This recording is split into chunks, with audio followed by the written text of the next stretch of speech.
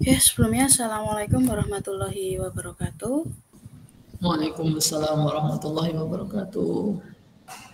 Selamat pagi teman-teman mahasiswa sekalian di perkuliahan tutor pada tanggal 19 Maret tahun 2024. Ya, kita hari ini on time ya karena saya ada keperluan juga di sini. Jadi biasanya saya menunggu sekitar 10 sampai 15 menit dulu sampai ada beberapa mahasiswa yang hadir, tapi kali ini kita on time agar semuanya bisa berjalan dengan lancar. Oke, sebelumnya terima kasih untuk para mahasiswa yang sudah hadir di perkuliahan kali ini, di perkuliahan tutor yang kedua. Oke, jadi pertemuan pertama kemarin kita belajar dasar-dasar Python ya. Kemarin kita mencoba operator, kemudian mencari simple random sampling, kemudian kita juga mencari bagaimana cara menginput data. Oke, untuk pertemuan kali ini nanti kita akan belajar tentang statistika, nanti yang sederhana dulu. Mohon izin share screen terlebih dahulu.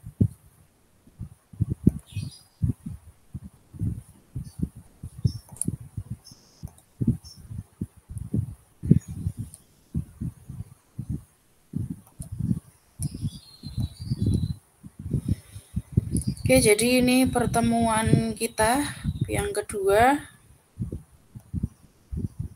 tentang untuk mata kuliah data science ya. Untuk pertemuan kedua ini nanti tentang statistika. Oke, sebelumnya ini pengantar, jadi beberapa aplikasi bisa digunakan, nanti silahkan mana yang dirasa paling nyaman. Jadi bisa pakai Jupyter, bisa pakai Anaconda, pakai Google Colab, Kaggle, dan lainnya silahkan. Visual Studio Code juga bisa, silahkan. Nah, tapi untuk misalkan untuk menggunakan Visual Studio Code, karena dia belum otomatis, nanti harus menginstal dulu beberapa library berikut ini nanti. Kalau ingin yang simple ya nanti bisa pakai Jupyter, Google Colab, kemudian Kaggle nanti juga bisa. Kemudian ini yang kemarin sebenarnya kita belum mencoba praktek membuat scatter plot, nanti kita coba dulu. Untuk lebih mudah bisa membuka sintak pertemuan sebelumnya atau bisa memperhatikan saya dulu.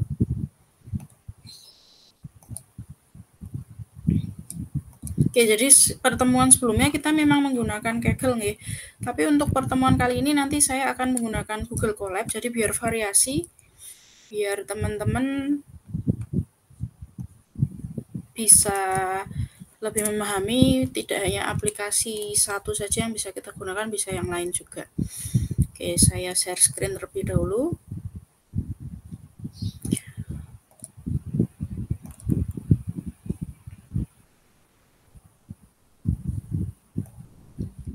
Oke, ini untuk tampilan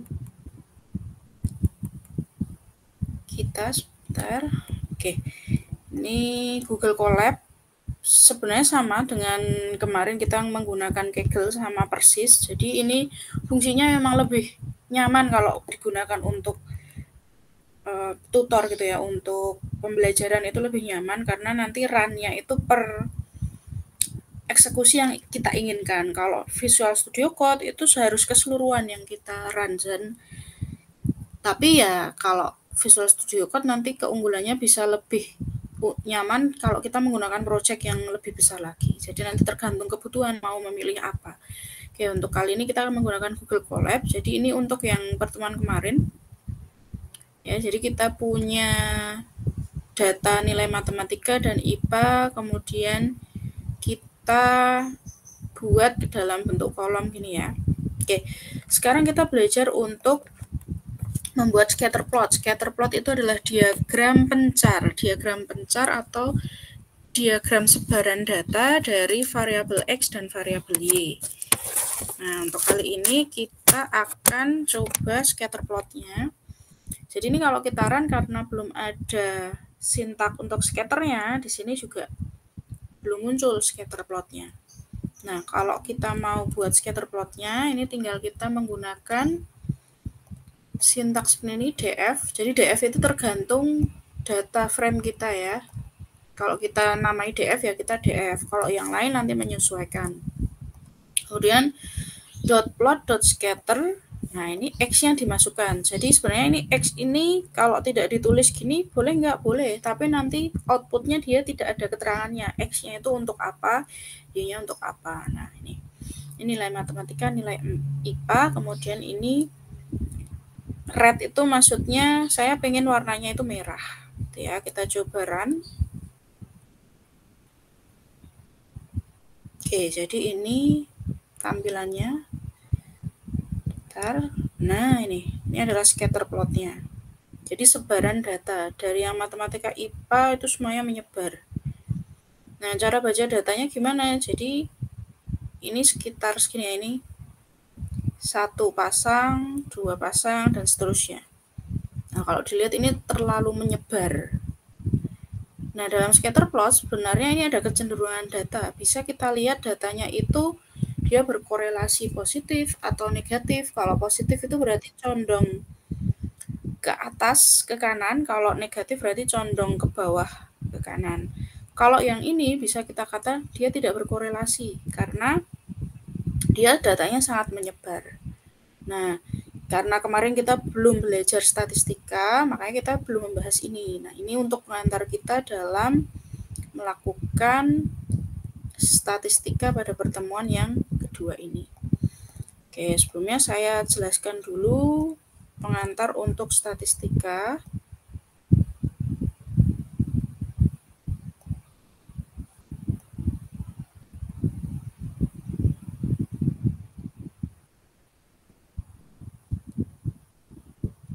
Oke. Saya share screen lagi ya untuk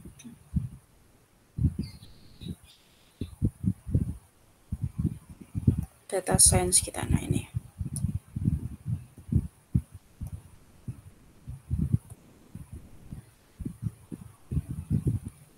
Oke, jadi statistika itu dibagi menjadi dua, statistika deskriptif dan inferensial. Untuk statistika deskriptif itu kita ingin dijelaskan ya dari statistika itu tentang sampel atau populasi yang berukuran kecil. Sedangkan untuk yang keseluruhan dari populasi, jadi tidak mengambil sampel, itu namanya inferensial. Kemudian deskriptif itu menggunakan varian rata-rata, kalau inferensial dia memperkirakan atau membandingkan data. Untuk deskriptif itu penarikan estimasi bisa hanya menggunakan grafik atau tabel, jadi melihat grafik scatter plot aja juga sudah bisa. Kalau perbedaan dengan inferensial dia harus menggunakan probabilitas, ya, untuk gambaran singkatnya. Nah, yang akan kita gunakan ini nanti adalah uji statistik inferensial t-test, ya, menggunakan t-test. Tujuannya untuk mengukur perbedaan rata-rata mean pada dua kelompok data dan bagaimana hubungannya. Ya. Oke, jadi kita menggunakan yang kanan ya. Nanti kita termasuk big data ini nanti.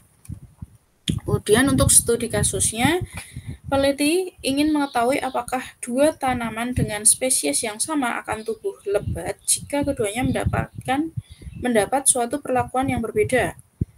Yang pertama tanpa media tanam, yang kedua dengan media tanam merek Z. Jadi tanaman itu kita bandingkan ada dua jenis ya. Yang pertama digunakan media tanam, yang kedua tidak pakai media tanam sama sekali. Nah, sebelum kita melakukan uji statistik inferensial, ini ada prasyarat. Yang pertama, dua kelompok data yang dibandingkan itu harus berskala ordinal atau kontinu, ya. Kemudian ini yang tidak boleh terlewatkan, distribusi setiap kelompok itu harus berdistribusi normal.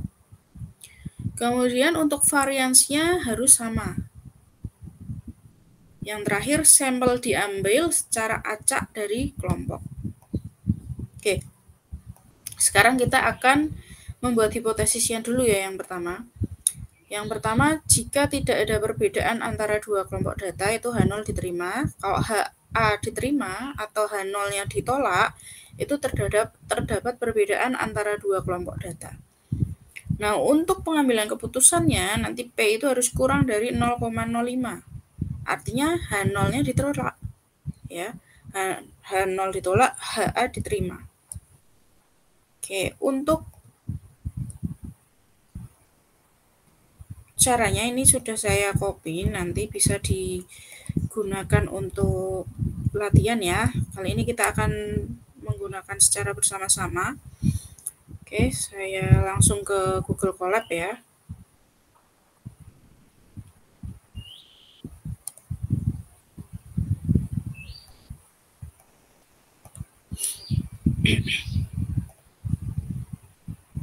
Oke, kita kembali ke Google Colab. Ini kita tambahkan perintah aja. Oke, di sini langkah yang pertama kita harus membuat rataan ya. Kita membuat rataan, kemudian standar deviasi,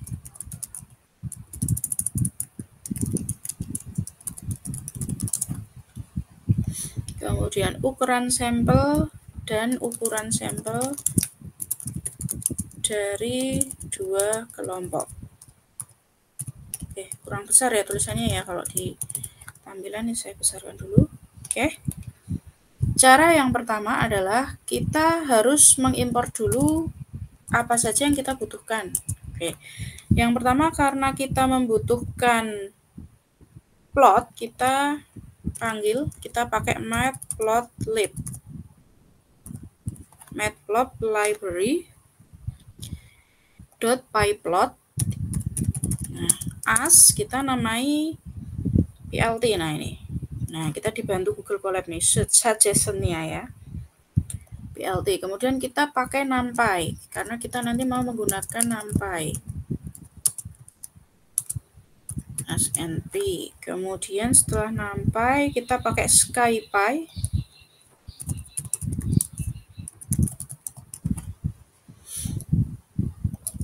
scipy.stats as kita namai stats gitu ya.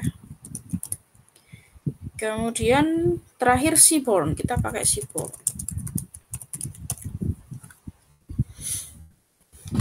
As sns. Nah, ini ada beberapa yang perlu kita gunakan ya. Nah, kita set dulu sns-nya. Oke. Kita run dulu ya, semoga benar. Oke, nggak ada masalah, centang biru. Kita lanjut. Sekarang kita akan membuat rataan dua kelompok. Nah, ini sebenarnya bisa lanjut ke bawah atau dipisah, karena yang penting ini udah kita run dulu, sudah masuk ke library-nya si Google Colab. Nah, sekarang kita masuk. Kita mau membuat rataan dua kelompok.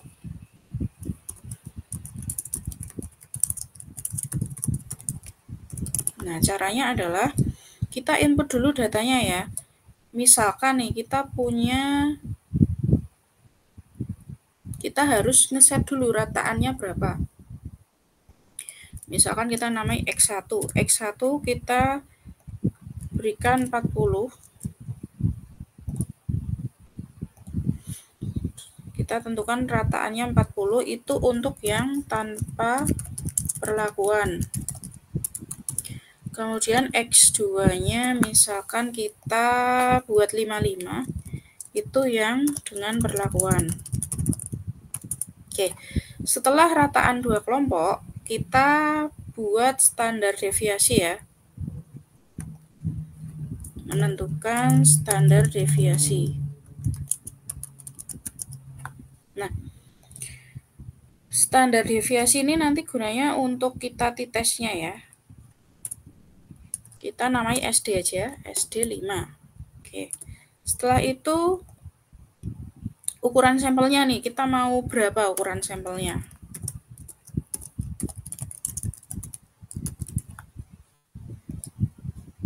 Nah, kita namai S ya, size 1. Ukuran sampelnya 40 misal. Ukuran 2-nya 30. Oke, udah kita run. Oke, udah tersimpan. Kita tambah kode baru lagi aja biar lebih rapi. Kita sekarang random. Buat random randomisasi tapi yang berdistribusi normal. Gimana caranya? Gini. Kita ambil tekniknya random sampling tapi berdistribusi normal. Nah, caranya gini.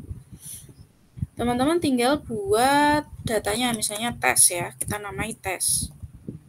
Tes itu kita ngambil library NumPy np.random ya, karena kita mau random. Kemudian run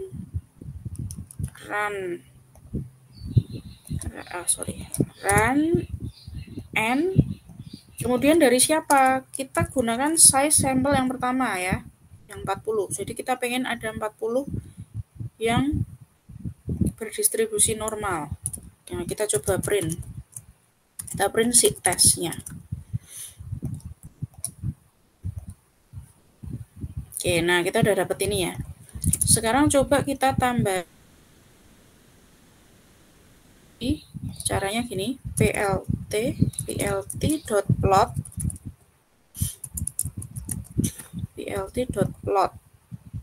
dari si tes. Kemudian kita coba klik, kita run dulu ya.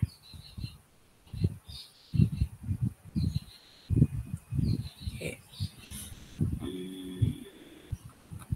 Nah ini grafiknya.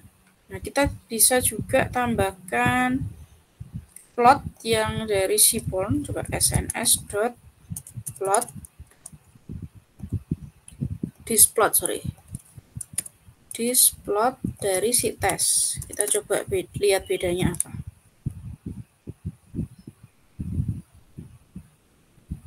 Nah ini ya teman-teman bedanya. Yang atas ini plot dari direktorinya, karena PLT itu punyanya matplotlib. Seaborn itu yang SNS ini. Nah lihatnya kayak gini. Ini berdistribusi normal, jadi yang berdistribusi normal itu dia cenderung bentuknya lonceng ya. Oke, ini udah memenuhi syarat. Kemudian kita buat lagi ya. Setelah yang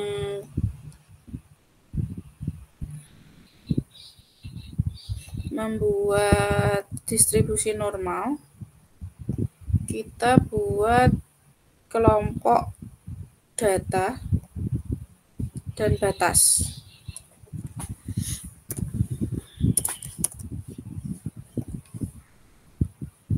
Kita generate data. Oke. Cara generate data menggeneralisasi ya. Kita namai misalkan D1 deh. D1 itu dari NumPy ya, np.random. Kemudian .randn dari siapa? Dari size 1. Kemudian ini kalikan dengan standar deviasi. Kemudian ditambah dengan data kita, data yang pertama. Itu ya. Cara rumus untuk mengenerate data. Kalau yang data yang kedua berarti ini tinggal diganti 22 gitu. Nah. Oke. Ini untuk generate data, kita run. Oke, dah ya. Nggak ada masalah. Kita sekarang cari sampel size.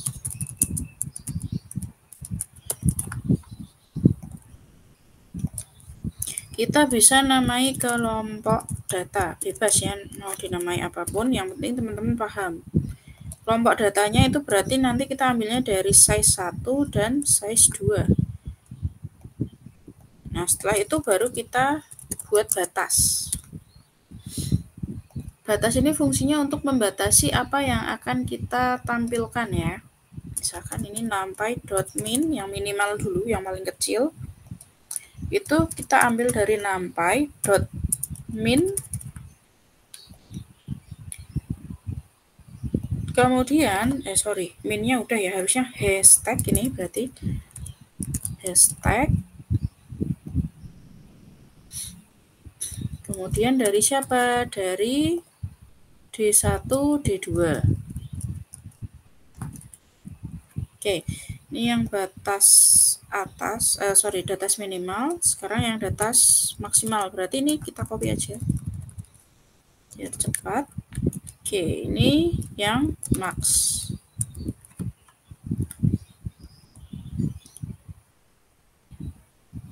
Oke, max ya. Kemudian karena ini Hmax, ini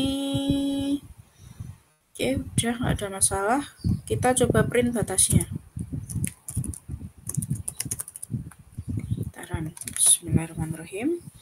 Oke, nah ini kita dapat batasnya ini 29,67 sekian dan 65,37 sekian. Nah, setelah kita udah mendapatkan batas, kita bisa langsung lanjut ke langkah selanjutnya, yaitu melakukan statistik yang deskriptif. Nah, statistik deskriptif. Oke, yang ini. Langkah yang pertama, kita akan membuat plot distribusi dulu. Caranya adalah kita menggunakan matplotlib ya, plot.figure. Figure, kita buat fixed size nya 7,5 aja. Oke, kemudian kita namai pakai integer yang baru atau variabel yang baru, misalkan A. Kita pakai seaborn lagi, sns dot dari si displot ya. Kita mau bikin distribusi plotnya dari si siapa? Dari ini tadi, D1, D2. D1. Nah, ini kita buat ya histogram, ini kita false ya. Kemudian labelnya kita namai data 1 itu tadi ya. Data 1. Oke, ini sama.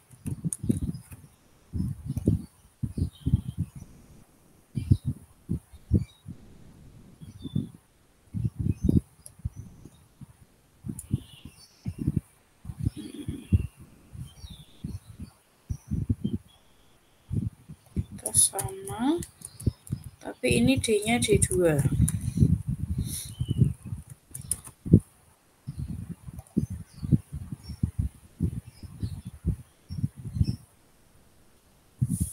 Dan kita set ya. A.set dari X labelnya kita namai data. Kemudian Y labelnya kita namai density. Oke, kita print ya. Plot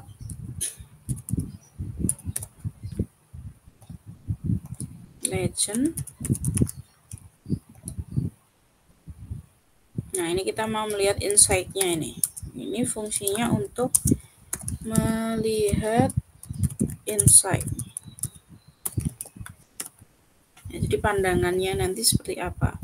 Jadi ini melihat prediksi.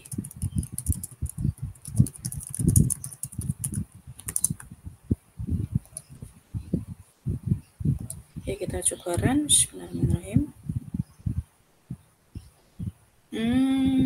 Ya. Jadi ini ada pembaruan ini. Jadi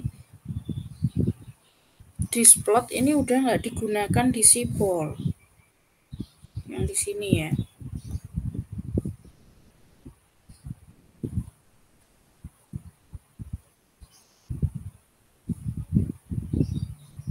Please adapt your code to use either displot or catplot.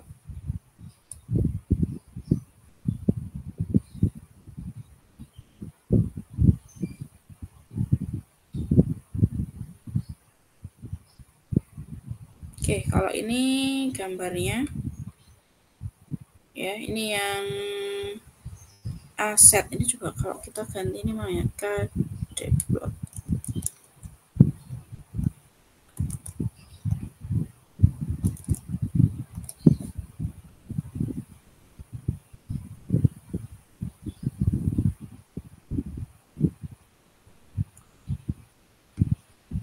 Malah error ya, nggak mau ini dia.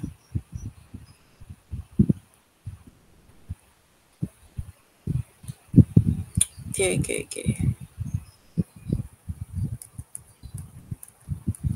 Ini karena ini sih masalahnya hanya karena sintaknya sekarang udah nggak ada di library Seaborn. Ya, kalau kita run nanti dia ada, bukan error ya, hanya saja dia udah bilang this plot is the preset function will be removed. Jadi udah nggak bisa, tapi nanti dia warning tuh. Nah ini untuk yang density.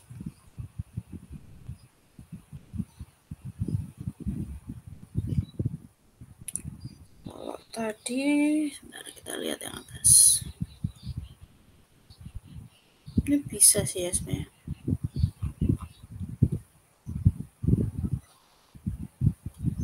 Oke, sebenarnya nggak masalah, itu cuma tampilannya ya. Kita lanjutkan dulu. Sekarang kita kalau uji statistik inferensialnya.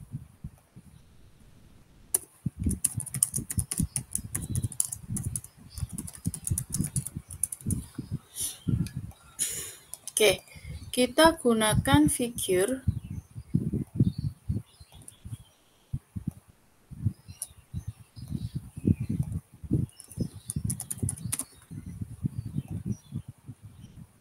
Kita singkat fig aja, fig dari A tadi ya, AX, kita namai AX itu plt dot, kita pakai subplot 1,2 ya, ini ukurannya aja, ini kita buat fig size 8,5 misal contoh. Kemudian kita DPI itu kejelasannya nanti mau seberapa besar, misalkan saya mau 200. Oke, kita buat AX-nya dulu, kita beri nilai. Untuk AX0 nanti kita gunakan dia plotnya itu bentuknya violin plot aja, jadi biar dia terlihat kayak biola, namanya violin plot.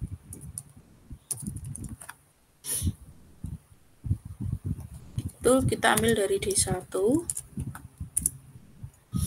Setelah itu kita buat juga plotnya ya, AX0 PLT plot, plot. Oh ini harus di dot ini dia ada warningnya ini. Dot plot.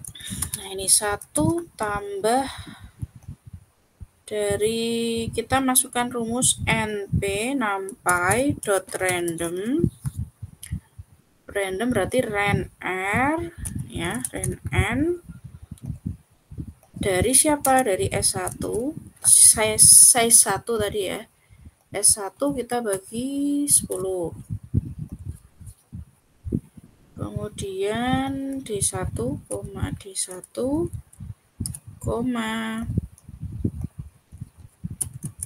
ini kita beri O, colornya misalkan warnanya ya, kita buat biar berbeda, misalkan green.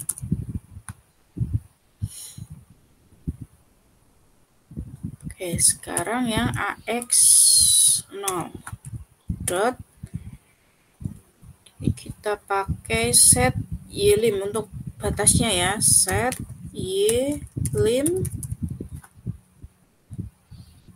kebalik, set ylim ini untuk batas. Oke, sekarang yang AX1 ini sama ya, ini kita copy aja. Hanya saja yang ini 1, 1, 1. Berarti ini juga bukan untuk yang D1 tapi D2. Ini size-nya 2, D-nya 2, warnanya biar beda, misal blue ya, biru. Merah juga boleh, bebas. Set ylim batas. Kita coba run. Oke, nah ini dia. Kita lihat gambarnya. Nah, ini untuk yang D1 ya, yang D2 filenya. Ini kalau kita lihat file violin data. Nah, setelah itu, nah biasanya yang jadi masalah itu kan kalau yang namanya statistika sebaiknya itu kita tahu ya hasil selanjutnya apa. Kalau dilihat sekilas kan ini dia datanya berdistribusi normal juga, dan ini terbentuk seperti lonceng, terbentuk seperti violin ya, dengan batasnya ini di sini, ini di sini. Nah, selanjutnya kan ini ada terlihat dari hipotesis kita tadi kan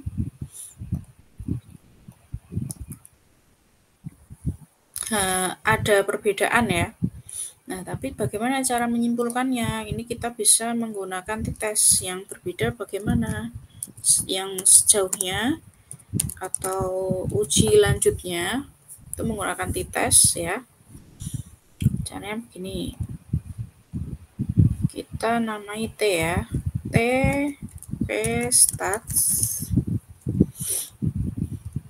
Sorry, sama dengan stats.t-test. Nah, ini sebenarnya library-nya aja, jadi tinggal kita panggil t-test ind dari D1 D2. Setelah itu kita akan buat signifikan teksnya ya. Nah, ini caranya gini. Ini sebenarnya kita buat redaksi kita sendiri sih. Ya, misalnya ini saya namai tidak bla bla bla, tidak ya. Ini untuk redaksi kita terhadap ini kalau t-testnya lebih dari 2 gitu kan.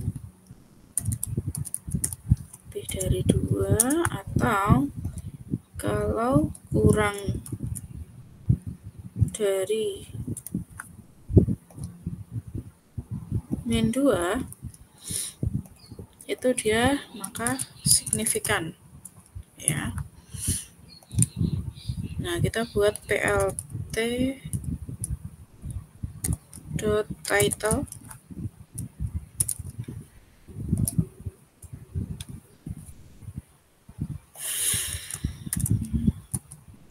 Nah, ini kita buat redaksi misalkan 2 kelompok.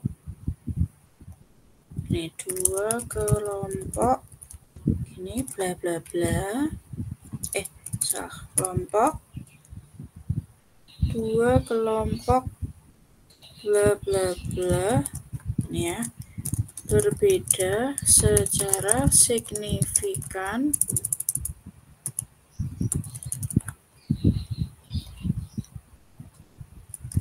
Nah, ini kemudian cara kita menyebutkan aja sih, menyebutkan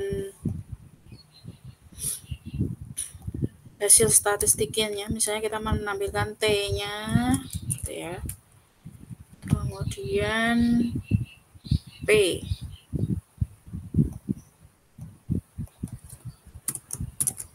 Gini, terus koma. P-nya kita mau tampilkan ini.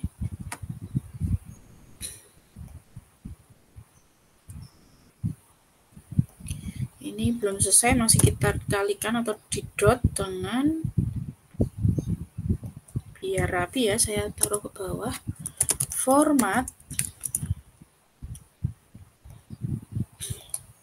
Nah, kita kan ngambil dari ini signifikan teksnya, text. Oke, sorry, salah ketik ya, text. Kemudian kita buat integer ini ya.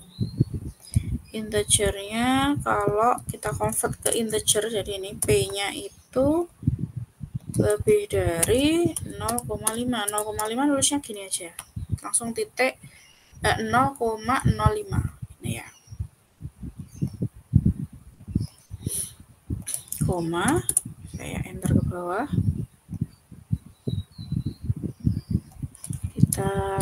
ya. Sum dari tadi kita namanya apa ya? Lupa. Kita namai sampel size-nya kita namai kelompok data. Oke. Dari kelompok data itu sampel size-nya kita min 2. Kemudian numpy dot round kita bulatkan ya. T-nya itu nanti T,2. Sorry. Oke. Kemudian numpy juga dot kita bulatkan lagi ya round. Ini untuk yang P. Misalnya kita mau 6. Nah, udah.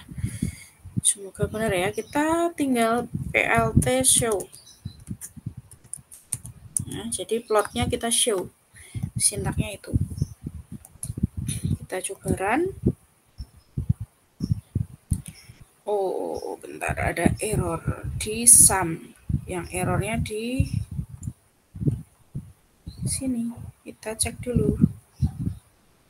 Biasanya salah ketik. Kelompok sum kelompok data min 2 np.round t min 2.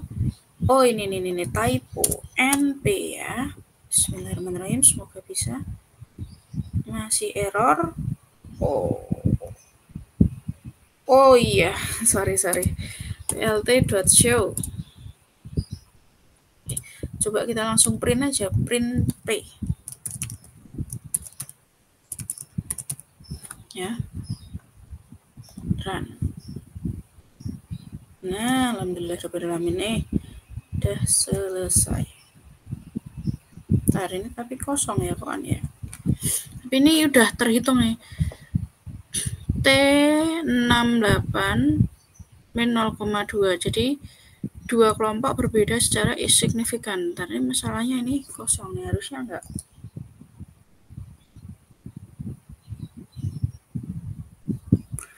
Kayaknya karena terpisah dia nggak mau baca ini ya.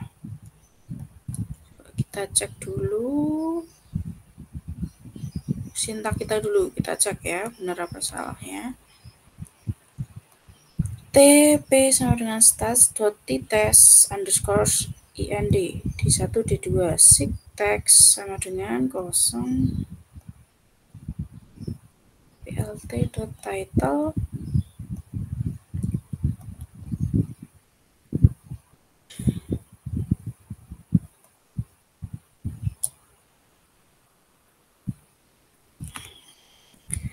berbeda secara signifikan dengan T-nya. Oke. Format sig test intp lebih besar dari 0,05, sum kelompok data kurang dari 2, np-nya np.round benar, plt.show print p. Ini kelemahannya Google Colab karena kita tadi memisahkan ya, memisahkan antar sintak. Coba kalau misal kita jadikan satu ya, jadi yang awal tadi.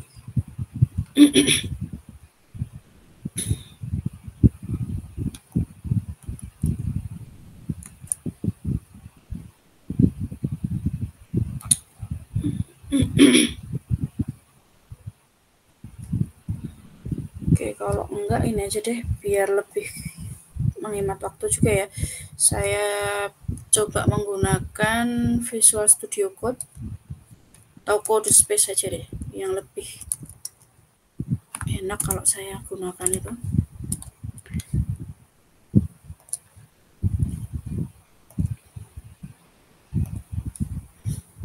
Oke, saya masih loading dulu.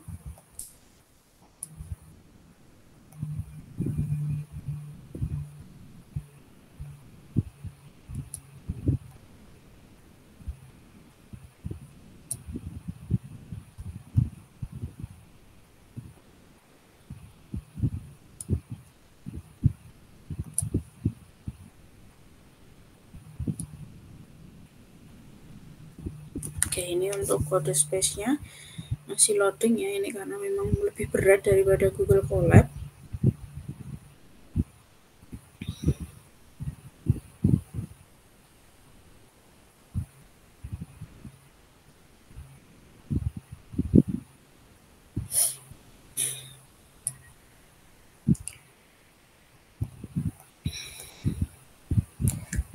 Kalau Google Colab misalkan nanti kita di atas itu datanya diganti ya, itu nanti ya ngerannya juga harus satu gitu.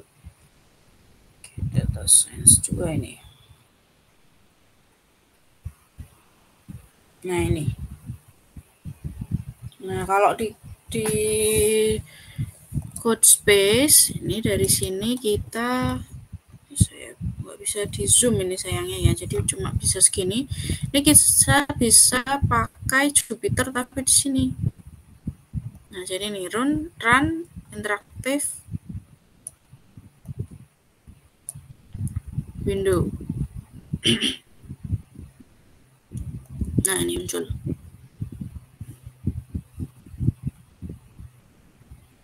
Bentar, masih loading ya. Oke, ini udah mengkonekkan dengan Matplotlib.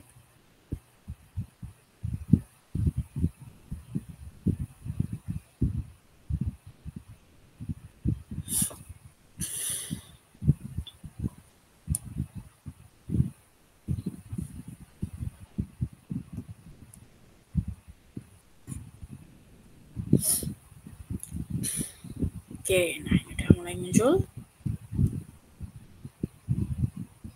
Yang tadi harusnya tampilannya yang, oh ini nggak masalah di sini. Nah ini. Oke. Nah, maksudnya harusnya tampilannya kayak gini, ya.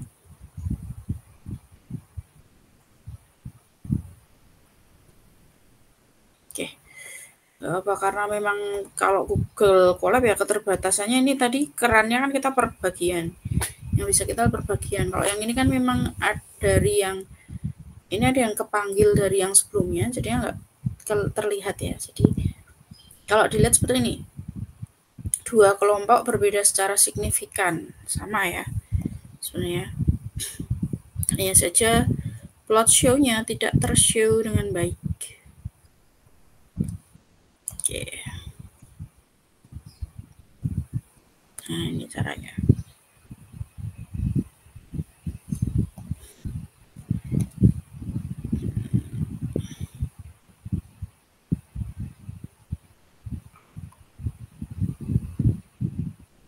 Oke.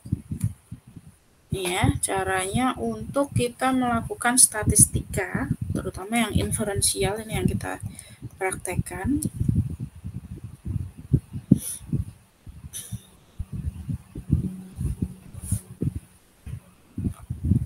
Oke, nah ini dua kelompok berbeda secara signifikan. Kalau misal contoh kita mau buat yang nggak signifikan gimana sih? Ya ini misalkan ini kita ubah aja ya. Ini kan sebenarnya 30 sama 55 kan juga berbeda jauh ya. Misalkan kalau ini kita ganti 50 misal.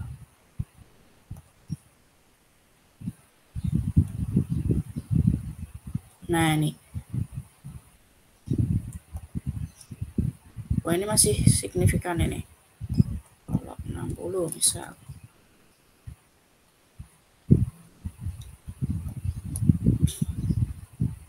Sorry, ngerannya salah.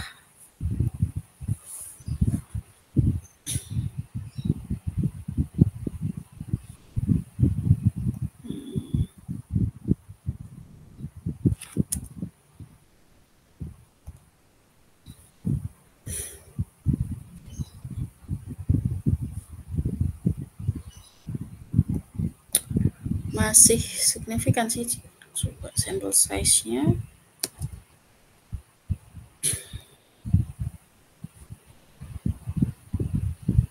Saya mencontohkan kalau yang tidak itu muncul. Berarti harus signifikannya tidak, tesnya tidak lebih dari 2 ya itu. Yang lebih dari 2.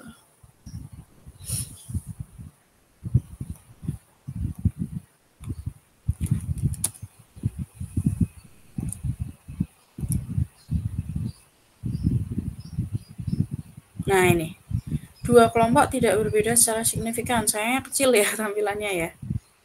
Nah ini kenapa? Karena ya datanya sama, size-nya juga sama.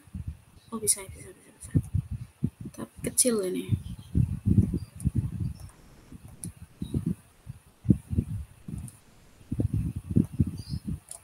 Sama aja ya, nggak bisa ke zoom. Nah ini. Tapi kalau dibaca ini dua kelompok tidak berbeda secara signifikan karena dia kurang dari 2 nih. T-nya ya, 0,36 kan kurang dari 2. P-nya tadi kan 0,05 ya, lebih dari 0,05. Oke, itu caranya kita menginterpretasi data. Oke, itu tadi. Oke, dari saya ini yang bisa saya sampaikan. Terima kasih bagi para mahasiswa yang telah hadir, telah menyimak hingga akhir. Ketemu lagi nanti kita akan bertemu di pertemuan tutor yang ketiga ya. Kita akan membahas tentang statistika yang lain nanti tentunya ya.